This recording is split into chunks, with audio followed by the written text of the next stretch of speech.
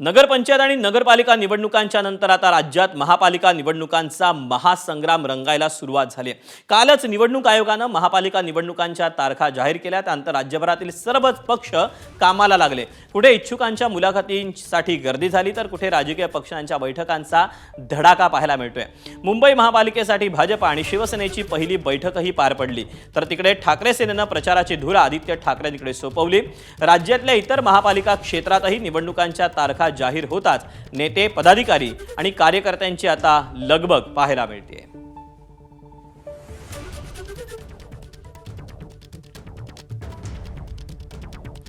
निवडणुकांच्या याच सगळ्या धामधुमीची आम्ही ग्राउंड झिरो अपडेट आता तुम्हाला देणार आहोत।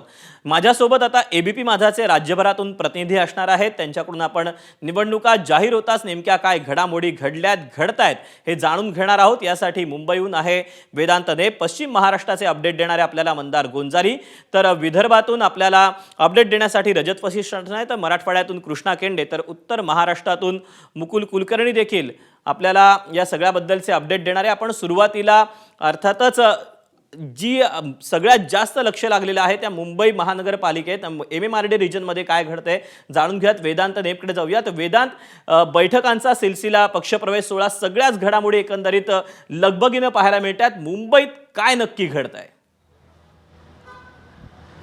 ज्या प्रकारे आपण बघितलं, मुंबई महापालिका निवडणूक कार्यक्रम जाहीर झाल्यानंतर पहिली जी अपडेट मिळते ती म्हणजे सांगता सभेसाठी 3 पक्षांनी अर्ज केलेले आहेत, जी शिवाजी पार्कवर व्हावी असा आग्रह 3 पक्षांचा आहे। मनसे, ठाकरेंची सेना, त्यासोबत शिंदेंची सेना यांनी 11, 12, 13 या 3 तारखांसाठी अर्ज केलेले आहेत। त्यामुळे मुंबई महापालिकेला निर्णय घ्यायचा आहे की सांगता सभा कोणत्या दिवशी कोणी घ्यायची। दुसरी महत्त्वाची अपडेट म्हणजे महायुतीची आज बैठक जाईल। जशी महापालिकेचा कार्यक्रम जाहीर झाला तसं मुंबई महापालिकेमध्ये जागा वाटप कशा पद्धतीने करायचं यासाठी महायुतीची बैठक पार पडली, ज्यामध्ये आपण बघितलं राहुल शेवाळे होते, त्यासोबतच अमित साठम, आशिष शेलार, जे मुंबईतले जे नेते आहेत महायुतीचे, त्यांची बैठक पार पडली। आणि आता जी माहिती आपण अभिषेककडनं घेतली, ज्यामध्ये विद्यमान जे नगरसेवक आहेत त्या जागा त्या पक्षाला दिल्या जातील महायुतीमध्ये, अशा प्रकारचा निर्णय झाला। आणि ज्यामध्ये 52 जागा भाजप सोडण्यास तयार आहे। आता या सगळा जो प्रस्ताव आहे तो शिंदेची शिवसेना मान्य करणार का? कारण गुरुवारी पुन्हा एक बैठक होणार आहे। तिसरी महत्त्वाची घडामोड जी आज घडली, ज्यामध्ये संजय राऊत त्यासोबत अनिल परब हे मनसे अध्यक्ष राज ठाकरे यांच्या भेटीला गेले आणि या भेटीमध्ये युती कधी अधिकृतपणे जाहीर करायची आणि जागा वाटप अंतिम कधीपर्यंत करायचं या सगळ्या संदर्भात चर्चा झाल्याचं कळतंय। याच आठवड्यात युती संदर्भात मोठी घडामोड घडू शकते आणि अधिकृतरित्या ठाकरेंची शिवसेना आणि मनसे यांच्यात युती होऊ शकते। काँग्रेस अजूनही स्वबळावर ठाम आहे आणि त्यामुळेच मुंबईमध्ये काँग्रेस हे वेगळं लढणार आहे आणि त्यामुळेच ठाकरे बंधू हे युतीसाठी पूर्णपणे तयार आहेत आणि अधिकृत घोषणा ही केली जाईल।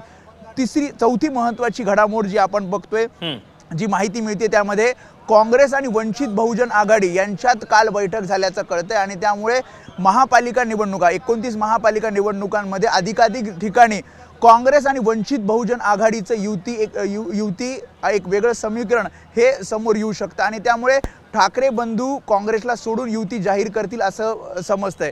आता एक 5वी महत्त्वाची घडामोड म्हणजे आपण बघतोय पाठीमागे इथे आदित्य ठाकरे एक मेळावा घेणार आहेत आणि या मेळाव्याची तयारी सुद्धा झालेली आहे, जिथे एकंदरीतच मुंबईमध्ये जे सगळे पक्ष आहेत ते अर्थात कामाला लागलेले आहेत। मुंबई महापालिकेच्या चाव्या आपल्याकडे याव्यात यासाठी सगळ्या पक्षांकडून प्रयत्न केले जात आहेत। वेदांत, तू राहाच आपल्यासोबत। आपण यानंतर पश्चिम महाराष्ट्रात जाऊयात। मंदार गोंजारी आपल्यासोबत आहेत। मंदार, स्वाभाविकपणे सगळ्या पक्षांच्या सध्या बैठकांचा सिलसिला पाहायला मिळत असेल, कुठल्या बैठकांमधली काही इनसाइड स्टोरी कळली आहे का?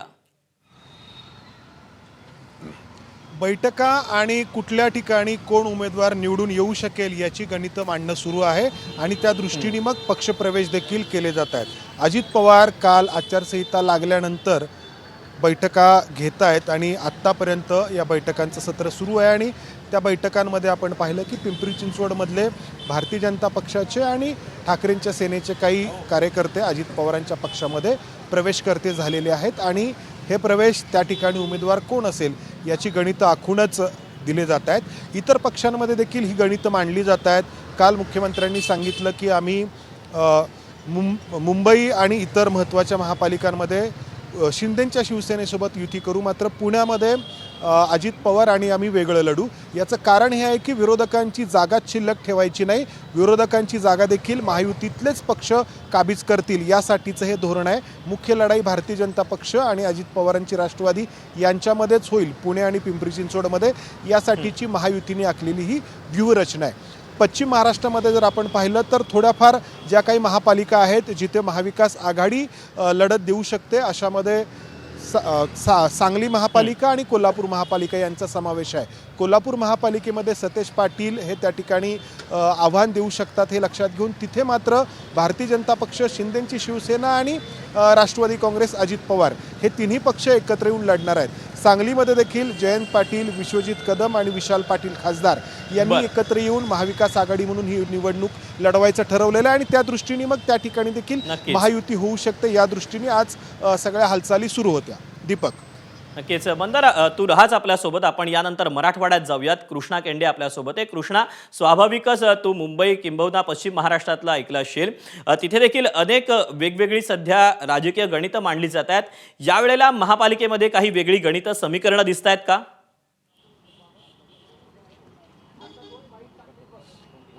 दीपक, आजचा जो निवडणुका घोषणा झाल्यानंतरचा पहिला दिवस होता तो मराठवाड्यातल्या 5 महानगरपालिकांच्या निवडणुकीसाठी अत्यंत महत्त्वाचा होता. त्याची प्रत्यक्ष तयारी मराठवाड्यामध्ये पाहायला मिळाली, ज्याची सुरुवात आपण छत्रपती संभाजीनगरमधून करूया. संभाजीनगरमध्ये 2 पक्षाची मिटिंग झाली, ज्यामध्ये शिवसेना आणि भाजपा यांचा समावेश होता, मात्र राष्ट्रवादी तिथे अनुपस्थित होती. त्याची चर्चा झाली.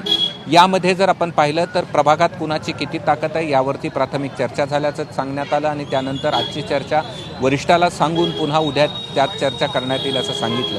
दुसरीकडे उद्धव ठाकरेंची साथ सोडून आलेले किशनचंद तनवानी हे नाराज आहेत, कारण की त्यांच्या भावाला आणि मुलाला तिकीट मिळण्याची स्पर्धा या ठिकाणी सुरू झालेली आहे आणि त्यामुळे त्यांनी थेट पालकमंत्र्याकडे जाऊन त्यांची नाराजी देखील व्यक्त केल्याचं आपल्याला पाहायला मिळालं. गिरिजाराम हळणोर हे उद्धव ठाकरेंचे नगरसेवक गत निवडणुकीतले, मात्र त्यांनी उद्धव ठाकरेंची साथ सोडली आणि त्यांनी आज एकनाथ शिंदे यांच्या शिवसेनेमध्ये प्रवेश केला हे देखील आपल्याला पाहायला मिळालं. दुसरीकडे अंबादास दानवे यांनी देखील त्यांच्या पक्षाच्या तयारीची बैठक आज घेतलेली होती. परभणीमध्ये आपण जर गेलो तर परभणीमध्ये देखील काही बैठका यामध्ये आपल्याला पाहायला मिळालेल्या होत्या, ज्यामध्ये ज्या महानगरपालिका आहेत त्याच्या अनुषंगानं भाजपाने बैठक घेतल्याचं पाहायला मिळालं. यामध्ये आपण जर पुढे जालन्यामध्ये आलो तर जालन्यामध्ये शिवसेनेनं देखील एक कमिटी नेमली, ज्यात अर्जुन खोतकर यांच्या अध्यक्षतेखाली ही कमिटी ही या ठिकाणी भाजपसोबत चर्चा करेल आणि त्यात जर त्यांचं सकारात्मक उत्तर मिळालं नाही तर या ठिकाणी ते स्वतंत्र लढतील. त्याचबरोबर नांदेडमध्ये देखील काही बैठकाच्या अनुषंगानं पार पडलेल्या होत्या आणि परभणीमध्ये रत्नाकर गुट्टे यांनी देखील स्वतंत्र लढण्याची घोषणा केली. त्यामुळे मराठवाड्याच्या 5ही महानगरपालिकेमध्ये आज निवडणूक घोषणा झाल्यानंतरचा पहिला जो दिवस आहे तो निश्चित राजकीय पक्षांसाठी धावपळीचा या ठिकाणी गेला. मात्र विशेष असे कुठली येत्या काळामध्ये देखील कृष्णा तू सांगतोय त्याप्रमाणे ही धावपळ अधिकाधिक वाढताना पाहायला मिळणार आहे. आपण यानंतर विदर्भात जाऊयात. कृष्णा, तू राहाच आपल्यासोबत. विदर्भातून आपल्याला अपडेट देण्यासाठी रजत वशिष्ठे. रजत, खरं तर अनेक ठिकाणी बैठका, पक्षप्रवेशांसाठी इच्छुकांच्या मुलाखती या सगळ्या सुरू असताना काही रुसवे फुगवे, राजी नाराजी विदर्भामध्ये काय दिसून येत आहे? नक्कीच दीपक, सगळ्या प्रकारचे रंग जे आहेत ते विदर्भामधील या निवडणुकांमध्ये दिसून येत आहेत. आज नागपुरात 3 महत्त्वाचे अपडेट दिले पाहिजे. पहिलं म्हणजे आज भाजपनं आपल्या मुलाखतींना सुरुवात केली आहे आणि पूर्व नागपूर आणि पश्चिम नागपूर या 2 विधानसभा मतदारसंघासाठी भाजपच्या मुलाखती पार पडलेल्या आहेत. दुसऱ्या बाजूला काँग्रेसने आपल्या इच्छुकांचे अर्ज जे आहेत ते आधीच घेऊन ठेवलेले होते. मात्र आज एक अपडेट समोर आली आहे की 19 आणि 20 डिसेंबरला काँग्रेसच्या मुलाखती नागपुरात पार पडणार आहे. आणि तिसरी महत्त्वाची अपडेट म्हणजे नागपूरचे जे काँग्रेसचे शहर अध्यक्ष आहेत आमदार विकास ठाकरे, आज ते पक्षश्रेष्ठींना भेटायला मुंबईमध्ये होते आणि तिथेच आज त्यांची चर्चा नागपूरच्या महानगरपालिका निवडणुकांसंदर्भात झालेली आहे. दुसऱ्या बाजूला अकोलामधून एक महत्त्वाची अपडेट जी सांगायला पाहिजे, आज कालपर्यंत आतापर्यंत अकोल्यामध्ये भाजपच्या मुलाखती पार पडल्या होत्या आणि आज भाजपने त्यापुढे एक पाऊल पुढे गेल्यानंतर जाऊन प्रत्येक जे 80 जागा त्या ठिकाणी आहे, प्रत्येक जागेसाठी 3 जे सशक्त उमेदवार आहेत त्यांचे पॅनल तयार करून पक्षाकडे ते नाव पाठवलेले आहे. अमरावतीमधून जी काही अपडेट किंवा एक जी इनसाईड माहिती आपल्याला मिळत आहे की तिथे भाजप आणि शिवसेना महायुती करणार आहेत, मात्र त्या ठिकाणी राष्ट्रवादी काँग्रेसला या महायुतीमधून बाहेर ठेवला जाईल आहे. आता ते जसं पुणे आणि पिंपरी चिंचवडमध्ये जसं होतं तसं स्ट्रॅटेजीचा भाग आहे की दुसरे कारण हे येणाऱ्या दिवसामध्ये स्पष्ट होईल. मात्र अमरावतीमध्ये राष्ट्रवादी काँग्रेस वेगळी लढणार आहे आणि भाजप आणि शिवसेना एकत्रित लढतील अशी स्थिती आहे. चंद्रपूरमध्ये फार इंटरेस्टिंग स्थिती निर्माण झालेली आहे. चंद्रपूरमध्ये मुळातच भाजपमध्ये सुधीर मुनगंटीवार आणि जोरगेवार या 2 आमदारांच्या वेगवेगळ्या गटांनी वेगवेगळ्या मुलाखती घेतलेल्या होत्या. त्यामुळे आता भाजप समोर एक पेच प्रसंग राहणार आहे की कशा पद्धतीने उमेदवारी निश्चित करावी. तिथे एक मोठी इंटरेस्टिंग गोष्ट जी घडत आहे ती म्हणजे तिथे भाजप जर स्वबळावर लढली तर त्या ठिकाणी शिवसेना आणि अजित पवार यांची राष्ट्रवादी हे काँग्रेसच्या एका गटासोबत जाऊ शकते.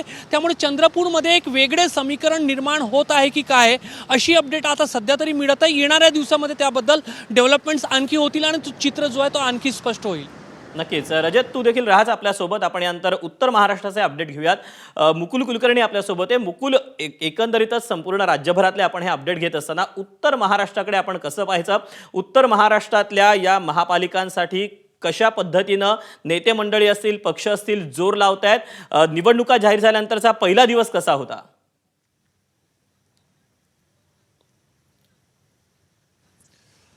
निवडणुका जाहीर झाल्यानंतर आज 2 महत्त्वाच्या गोष्टी आपण लक्षात घ्यायला पाहिजे. जलसंपदा मंत्री आणि नाशिकची जबाबदारी ज्यांच्यावर आहेत ते गिरीश महाजन, त्यांनी आज नाशिकमध्ये घोषणा केलेली आहे की नाशिक महानगरपालिकेची निवडणूक ही आम्ही युती म्हणूनच लढणार आहोत. शिवसेना, शिंदे गट आणि भाजप यांची युती होणार आहे. अजित पवार यांच्या राष्ट्रवादी काँग्रेससोबत अद्याप कुठल्याही स्वरूपाची बैठक झालेली नाही आहे. मात्र अजित पवार यांच्या पक्षाचे अगदी बोटावर मोजणे एवढेच नगरसेवक मागील महापालिकेमध्ये होते, त्यामुळे त्यांना कसं सामावून घ्यायचं याबाबतचा निर्णय हा घेतला जाईल. परंतु नाशिक असो, जळगाव असो, धुळे असो या ठिकाणी महायुती करण्याच्या दृष्टीने भाजपचा कल आपल्याला बघायला मिळतोय. दुसरीकडे जर आपण बघितलं तर महाविकास आघाडी देखील आता सक्रिय होते. आज काँग्रेसचे वरिष्ठ पदाधिकाऱ्यांकडनं, प्रदेश कार्यकारिणीकडनं नाशिक काँग्रेसच्या पदाधिकाऱ्यांना महाआघाडी तुमच्या पातळीवर जर करायची असेल तर तुम्ही ती करू शकतात अशा स्वरूपाची मुभा दिलेली आहे. दुसरीकडे ठाकरे बंधूंच्या या दोन्ही पक्षांच्या याआधी देखील बैठका नाशिकमध्ये झालेल्या आहेत आणि महाविकास आघाडीमध्ये सीटू म्हणजे माकप हा जो डाव्या आघाडीचा पक्ष आहे त्याला देखील सामावून घ्यावं या स्वरूपाची आता चर्चा झालेली आहे. अद्याप निर्णय पुढील 2 ते 3 दिवसामध्ये अपेक्षित आहे. त्याचबरोबर नाशिक भाजपच्या इच्छुक उमेदवारांच्या मुलाखती गेल्या 2 दिवसापासून चालू आहे. मात्र मंत्री गिरीश महाजन यांनी पदाधिकाऱ्यांना आदेश दिलेले होते की मुलाखतीमध्ये, इच्छुकांच्या मुलाखतीमध्ये फार वेळ घालवू नका. त्यामुळे एक विधानसभा अंतर्गत ज्या मुलाखती होत होत्या आता 2 ग्रुप तयार करण्यात आलेले आहे आणि हे 2 ग्रुप वेगवेगळ्या मतदारसंघात म्हणजे नाशिक पश्चिम आणि नाशिक पूर्व अशा तिथल्या इच्छुक उमेदवारांच्या मुलाखती घेत आहेत. त्याचबरोबर सुधाकर बडगुजर जे आता नुकतेच भाजपमध्ये दाखल झाले त्यांचंही कोर कमिटीमध्ये त्यांना स्थान देण्यात आलेले, त्यांच्या माध्यमातून देखील मुलाखती होत आहेत. जळगावकडे जर आपण बघितलं तर मालेगाव असो किंवा जळगाव असो दोन्ही ठिकाणी असा मतप्रवाह आहे की सन्मानजनक म्हणजे गुलाबराव पाटील, दादा भुसे हे शिंदेच्या शिवसेनेचे मोठे नेते आहेत. त्यांचं म्हणणं सन्मानजनक जर आम्हाला जागा मिळाल्या भाजपाकडनं तरच आम्ही महायुती करणार अशा स्वरूपाचं त्यांनी सध्या ताठर भूमिका घेतलेली आहे. जळगावमध्ये देखील काहीसा शिंदेच्या शिवसेनेकडनं अप्रत्यक्षपणे का होईना स्वबळाचा नारा देण्यात आलेला आहे. त्यामुळे उत्तर महाराष्ट्र असेल, पश्चिम महाराष्ट्र असेल, मराठवाडा असेल, विदर्भ असेल, किंबहुना मुंबई MMRD रिजन हा संपूर्ण परिसर असेल, इकडे निवडणुकांचे पडघम वाजतात. नेते मंडळींची, कार्यकर्त्यांची मोठी लगबग पाहायला मिळते. तुर्तास तुमच्या सगळ्यांचे धन्यवाद. वेदांत, मुकुल, त्यासोबतच रजत आणि कृष्णा आपल्यासोबत होता. तुमच्या सगळ्यांचे धन्यवाद. ABP माझा, उघडा डोळे बघा नीट.